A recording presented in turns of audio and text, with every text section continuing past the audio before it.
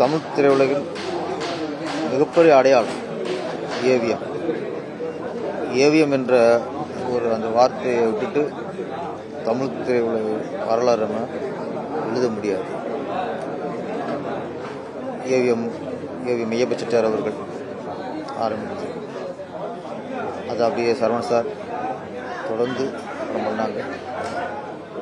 தமிழ் துறையில் ஒரு கமர்ஷியல் படங்கள் முதல்ல ஒரு கமர்ஷியல் படத்தை மிக பிரம்மாண்டமாக கொடுத்தது ஏவிஎம்.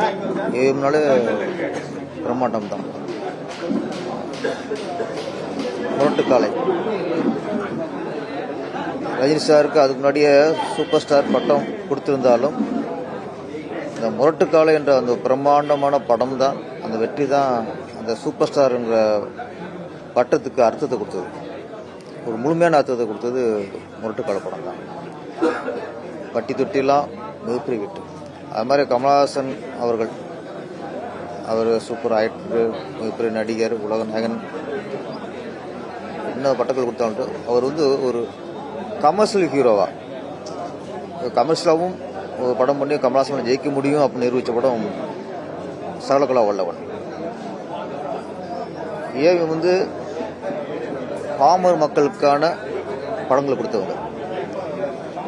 அன்னாடங்காட்சி, உழைப்பாளிகள், தினக்கூலிகள், இவங்கெல்லாம் ஏவிஎம் படத்தை பார்த்தாங்கன்னா வெளியே வரும்போது ஒரு சந்தோஷம் போவாங்க. அந்த படம் அவங்களுடைய களைப்பு, உழைப்பு எல்லாத்தையும் தீர்த்துரும். அந்த அளவுக்கு அதை கவனிச்சு எடுத்துவாங்க. நான் ஏவிஎம் நிறுவனத்தில் திருப்பதி படம் பண்ணேன். Ajith sir hero. நான் எத்தனையோ படங்கள் பண்ணதாலும் சரி, ஏவிஎம் பெண்ணரில் நான் படம் பண்ணது எனக்கு மிகப்பெரிய பெருமையான விஷயம். வாழ்க்கையில் எனக்கு ரொம்ப கௌரவமான விஷயம் என்னன்னா, ஏவிஎம் பேனரில் நான் படம் பண்ணேன். அந்த அங்கீகாரம் கிடைச்சதுக்கு ஏவிஎம் சரவணன் சார் ரொம்ப ஏன்னா அதுக்கு முன்னாடி திருப்பாச்சி, சிவாசி படம் வெளிவந்த டயத்தில் ஏவிஎம் சார் சரவணன் சார் அழைச்சி எங்கள் பேரில் படம் பண்ணணும்னு சொல்லும்போது அந்த தருணம், அப்போ தான் நான் ஏவிஎம்ல நான் கமிட் ஆகும்போது தான் நான் உண்மையிலே சினிமாவில் வெற்றி அடைஞ்சுன்னு நினச்சேன். நான் அது சில நேரத்தில் அந்த அங்கீகாரம், வெற்றிக்கான அங்கீகாரம் கிடைக்கும். நான் ஏவிஎம் ஸ்டுடியோக்குள்ளே ஃபஸ்ட்டு வரும்போது வர முடியாது. அப்போல்லாம் செக்யூரிட்டியில் நம்ம வீட்டுக்குள்ளே வர முடியாது. நான் எப்படியா ஏவிஎம் ஸ்டுடியோக்குள்ளே உள்ளே போகணும்னு நினைப்பேன். அப்போ ஒரு 10 ரூபா ஒருத்தர் லஞ்சம் கொடுத்து அவர் கொண்டாந்து உள்ளே விட்டார் என்னைய ஏவிஎம்குள்ளே. அப்போ 2 ரூபா ஷூட்டிங் பார்த்து கிளம்பிட்டேன். அதே நிறுவனம் எனக்கு திருப்பி 10 லட்சம் அட்வான்ஸ் கொடுத்து எனக்கு படம் பண்ண சொன்னாங்க. சரவணன் சார் கையால் நான் ஃபஸ்ட் அட்வான்ஸ் வாங்கினேன். அந்த தருணமும் வாழ்க்கையில் அதான் அப்போ தான் நம்மளை வெற்றி அடைச்சிட்டோம்னு நம்மளுக்கு தோணும்.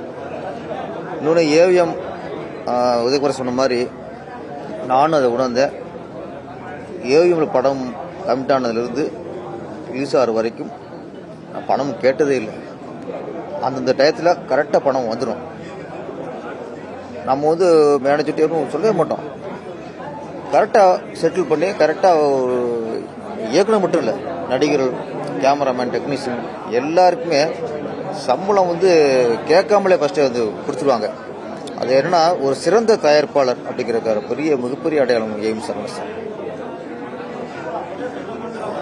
அதே மாதிரி இயக்குனருக்கு முழு சுதந்திரம். அவங்க கதையை கேட்டு பிடிச்சி போய் இயக்குனரை கமிட் ஆகிட்டாங்கன்னா இயக்குனர் தான் அவங்களுக்கு முக்கியம்.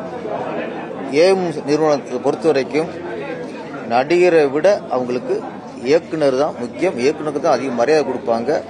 ஒவ்வொன்றும் இயக்குனரை கேட்டு தான் செய்வாங்க. அந்தளவுக்கு இன்றைக்குள்ள நிறைய தயார் நிறுவனம் இருக்குது. அதெல்லாம் கற்றுக்கொண்ட விஷயம் ஏவிஎம் சரவணன் சார்ட்ட கற்றுக்கொண்ட விஷயம் என்னன்னா, கதைக்கு முக்கியத்துவம் கொடுக்கணும், இயக்குனருக்கு முக்கியத்துவம் கொடுக்கணும்.